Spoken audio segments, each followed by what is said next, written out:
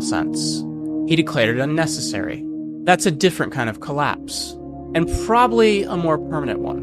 Well, this is happening externally. Something else is happening inside the empire. Theodosius is building a theological state. In 380, the Edict of Thessalonica declares Nicene Christianity the sole religion of the empire. Not preferred, exclusive. Every other form of worship becomes illegal.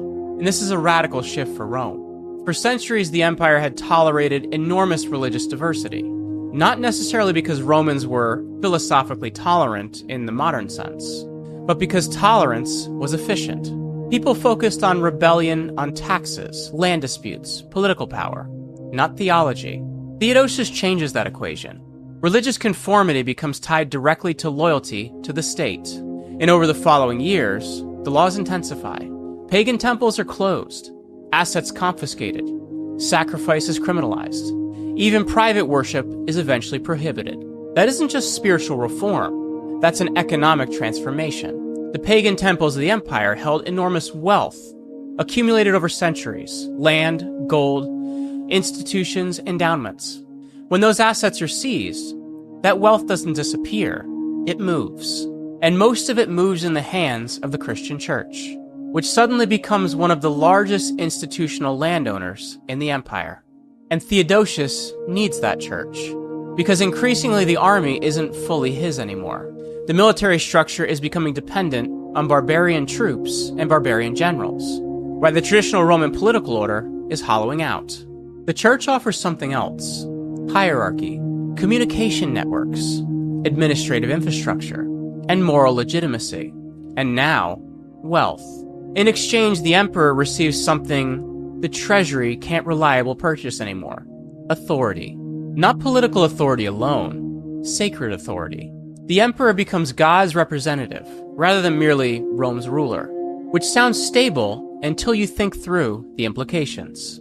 Because if legitimacy comes from the church, then the church can challenge legitimacy. The emperor doesn't dominate the institution, he becomes dependent on it. And there's another cost here that people often miss. Institutional flexibility disappears. Rome had survived for centuries partly because it could absorb outside systems: Greek philosophy, Egyptian cults, Persian religious ideas. Rome historically integrated rather than eradicated. The flexibility was structural strength. Theodosius replaces it with a single authorized ideological pillar, and single pillars become dangerous because they only need to fracture once. Millions of people still believed in the old systems.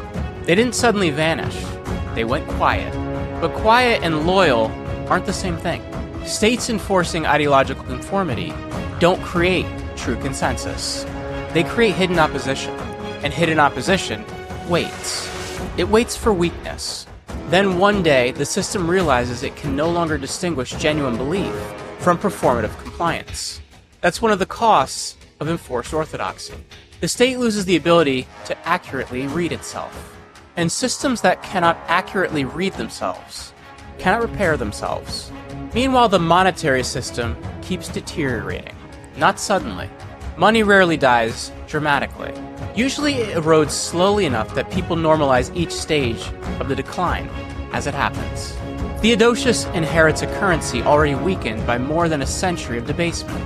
But wars, subsidies, civil conflicts, church construction, military expenditures, all of it demands spending beyond what the system can sustain. So the coins lose more metal. The silver content declines further. Prices rise. And by the late Roman standards, inflation isn't measured abstractly anymore. It's measured in survival. The relationship between the currency and the actual goods becomes increasingly theoretical.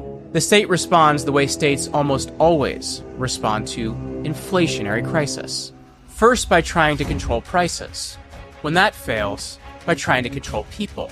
The land tax becomes increasingly aggressive because the tax base itself is shrinking. Population declines from plague, warfare, and migration. Agricultural production fails. So instead of reducing expenditures, the state raises burdens on whomever remains productive. And this is where the rural economics begin collapsing. Farmers abandon land because remaining on it means being trapped inside impossible tax obligations. Then the curiles, the local elites responsible for tax collection, become personally liable for shortfalls.